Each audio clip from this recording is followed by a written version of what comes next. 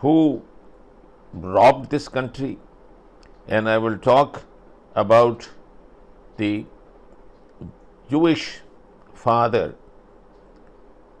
Rothschild in Germany, who sent his sons to Europe, and he said, exchange pro notes and give these pro notes without a single penny to both France and British, the both winning side and the losing side, and sell arms to both of them, and your pro note which you have given will cost a lot after the war ends.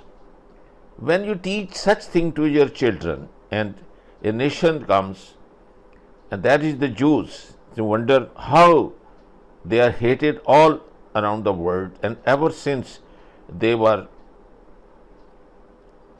here on this earth thousands of years ago, they did the same thing to the prophet Moses, and the kind of questions and the kind of intimidation, insults, indignation they caused to a prophet, and the way they changed Torah and replaced it with Talmud, which is nothing but the lectures given by rabbi in various synagogues. It's a collection of those lectures which each speaker will add something in it. So it's just a mixture and not a divine book anymore. Torah is gone. No one has the actual Torah which was there. So the Jews are not Jews which used to be. And out of 14 tribes, you all know that only 2 remained to obey and fight for the God as the prophet has asked them to do, and fight evil. And since that you can see for yourself.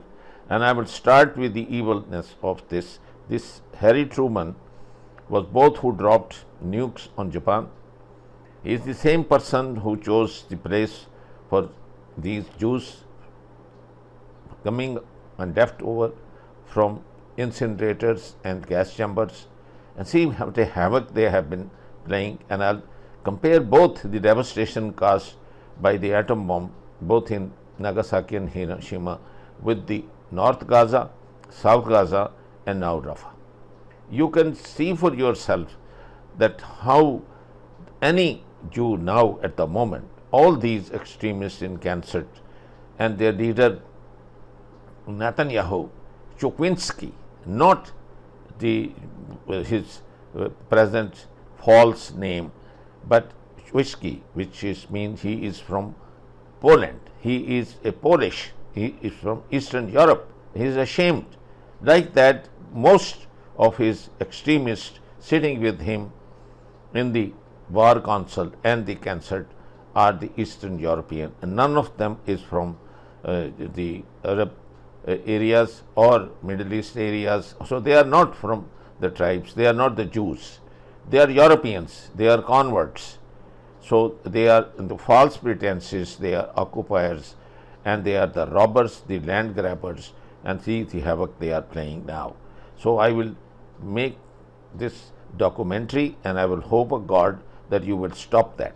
You can't stop it because both sides, the Democrats and the Republicans, country, even among the Jews, the Zionists particularly, who were against anything that was to be done if they couldn't have the whole of Palestine and everything handed to them on a silver plate so they wouldn't have to do anything. It couldn't be done. We had to take it in small doses. You can't move 5 or 6 million people out of a country and fill it up with 5 or 6 million more and expect both sets of them to be pleased. We had all sorts of objections to everything that was done. Something had to be done. We went ahead and done it, and had it done, and now it's working out. Eventually, I think we'll have them all satisfied. But it's going to take a great deal of time yet to get the job done. Could you tell us that they were worried about war with the Arabs? To an end World War II. The decision by President Harry Truman to use the atomic bomb has been debated ever since. So how does it look 3/4 of a century later, especially from the vantage point of someone who was there on the ground? Harry Smith has our Sunday Spotlight. Blows 2,000 feet above the earth. Tens of thousands die instantly. We shall completely destroy Japan's power to make war. 3 days later, Nagasaki is the target, with a similar result. American Howard Kokita, then 7 years old, had been standing on the roof at his grandparents' home in Hiroshima. His grandmother insisted he come down. If we stayed on that roof when the bomb exploded, we would have been burnt to a crisp. This is after the A-bomb. Howard says one way to understand the horror of that day is to look at the numbers of American lives lost thus far. The world learned that nuclear weapons should only be a deterrence, not a war-fighting weapon. Now it appears that many countries are considering that there might come a time when they would use a nuclear weapon. While the U.S. and Russian stockpiles are shadows of their former selves, North Korea is believed to have 20 or more nukes, and Iran looks to be inching its way toward a nuclear weapon. Do you think there's enough tension in the world, in certain places, that someone would make a purposefully wrong decision and use a nuclear weapon? I hope not, Harry. I really hope not.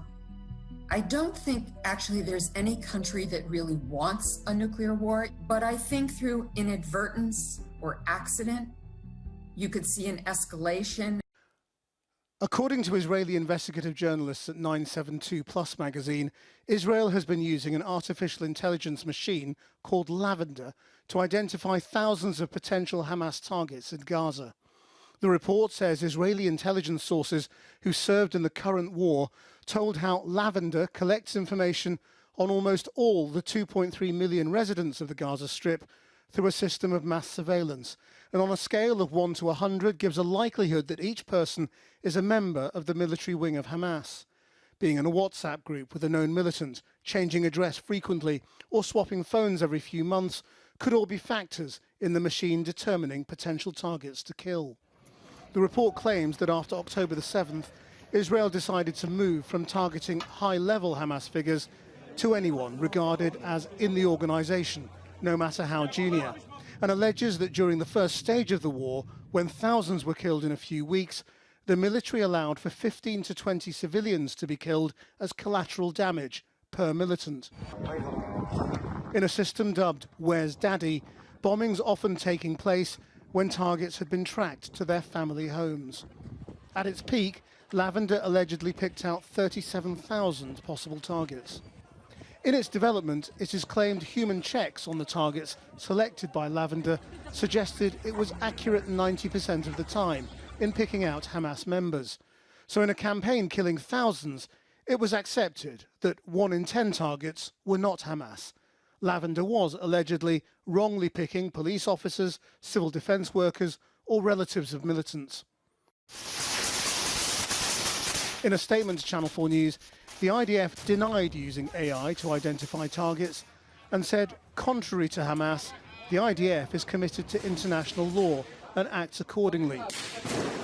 They claimed to make efforts to reduce harm to civilians and said that exceptional incidents undergo thorough examinations and investigations, and the process of identifying military targets in the IDF consists of various types of tools and methods. Well, earlier I spoke to the journalist Yuval Abraham, who wrote that article for Plus 972 magazine. The IDF have issued a statement saying the IDF does not use an artificial intelligence system that identifies terrorist operatives or tries to predict whether a person is a terrorist.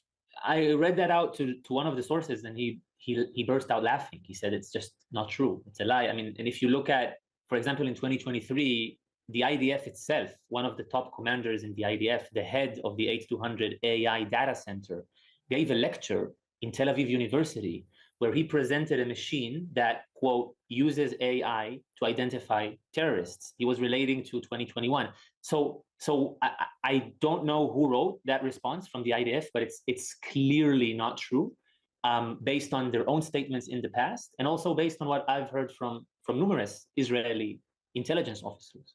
The sources said that they knew there's a data science team that checked. They took a random sampling of this 37,000 and checked one by one. They realized that the machine is occasionally marking complete civilians or people who have a very loose relation to Hamas or something.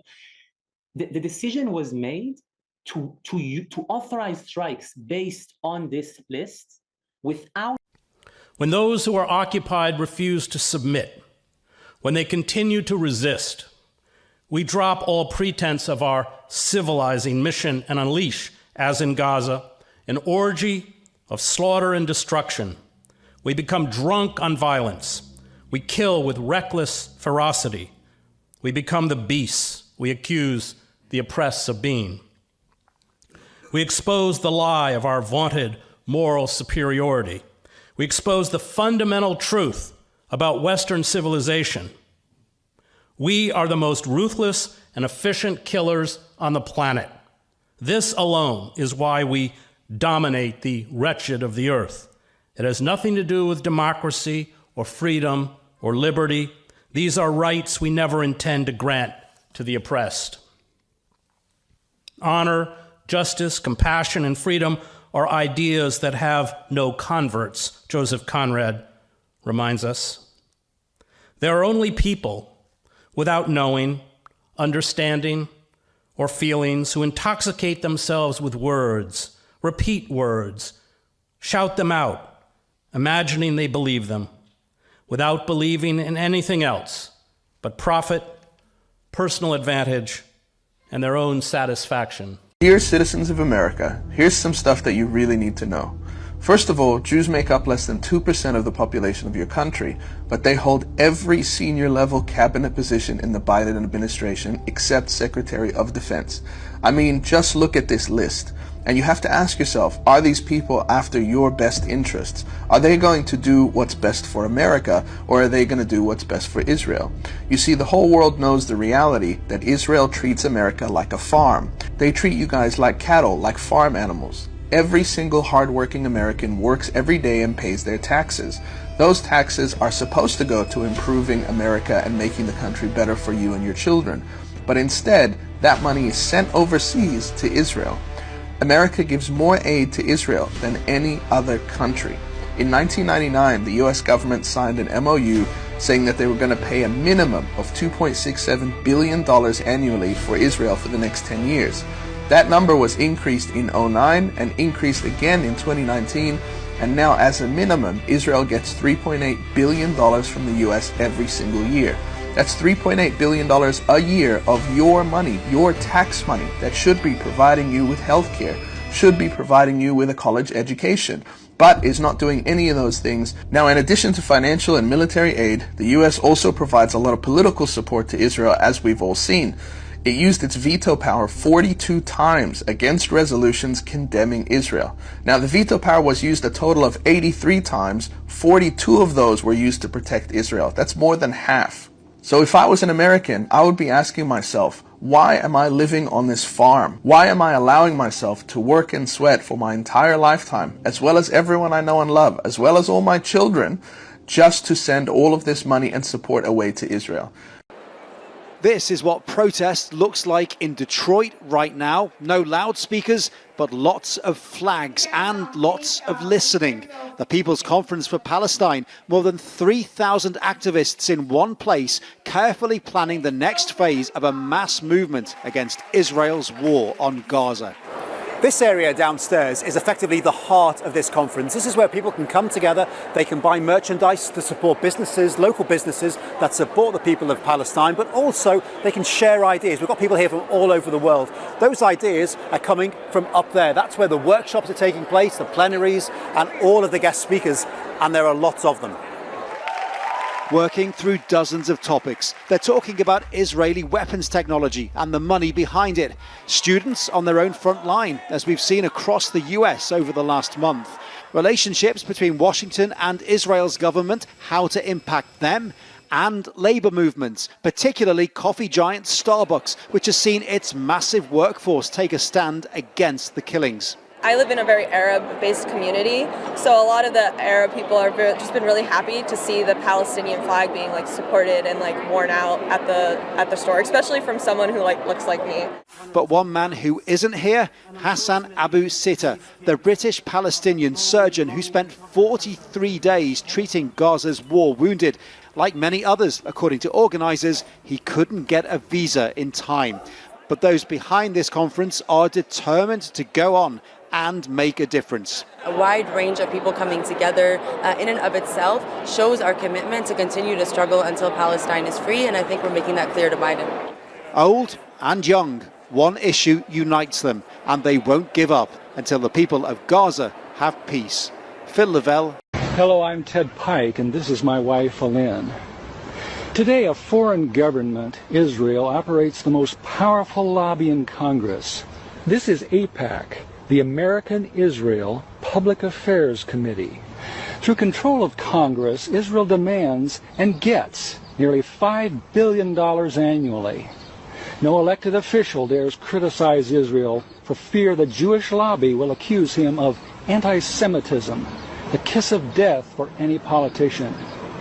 The president also knows what Israel wants, Israel gets. To act otherwise is political suicide. The mass media, founded and controlled primarily by Jews, manipulates the spigot of information out of which heartland America drinks. The message of this contaminated source is, if you criticize Israel, you are anti-Semitic. Be safe, keep your head down, or you are fair game for being knocked off by the Zionist shooting gallery. As a result, our president and elected officials are slaves to political correctness when it comes to Jews and Israel. They cannot seriously criticize Israel, especially as the source of Mideast strife and terrorism. They cannot suggest an end of aid to Israel. They cannot even protest Zionist control of Congress. Let's think about what AIPAC is for a second. AIPAC is a group that largely represents the military and national interests of an entirely different country. Let's put this in perspective of another country. What if Iran was lobbying members of Congress, throwing a ton of money at rivals to anyone who was anti-Iran? What if it was China that was throwing a bunch of money at any candidate? If they were anti-China, they would fund a pro-China insurgent in some kind of primary race. What would the American people think? If that China is villainized to the United States people, so is Iran. This would be absurd. It would be all over mainstream media. How can we have this foreign interference in our elections? Their interests are not the same of the American people. This is insane. But when it's Israel and when it's AIPAC, we're like, yeah, it's fine. It's no big deal. It doesn't make sense. An important point here is there's an Iranian American PAC. There are PACs that represent the interests of American citizens, but AIPAC specifically describes its mission as strengthening bipartisan support for the U.S.-Israel relationship. This is not a Jewish PAC. This isn't an Israeli-American PAC. It is a PAC that is fundamentally tasked with explicitly advancing the interests of Israel, another country. So I do think you highlighting that is really important. And it also needs to be noted, and this is what AOC was referencing in her tweet, that for decades now, it is difficult to attain office, regardless of what side of the aisle you're on, if you're not willing to kiss the proverbial wing of this particular PAC. So the AIPAC conference, very notably, was attended by every presidential candidate, if I remember this correctly, up until Bernie in 2016, who declined to go to that speaking event. And it was a big deal, right? Because AIPAC has a very good track record of successfully electing the candidates that it supports. And you really are kind of putting a target on your back in terms of having fundraising against you if you are unwilling to support the AIPAC line with respect to Israel and Palestine. There are Republicans who have feuded with AIPAC as well. We talked earlier this week or maybe last week about Representative Thomas Massie, Republican from Kentucky, who got into it with AIPAC on Twitter over his vote not to endorse sending more funding to Israel. Now, what did the Jews do? When you ask what have the Germans done to the Jews, you must always ask what have done the Jews to the Germans. Since 1850, when the Jews got all the political rights in Germany, in the German Reich, they have done three things which are really dramatic. Number one, they were a small minority of 2% of the population.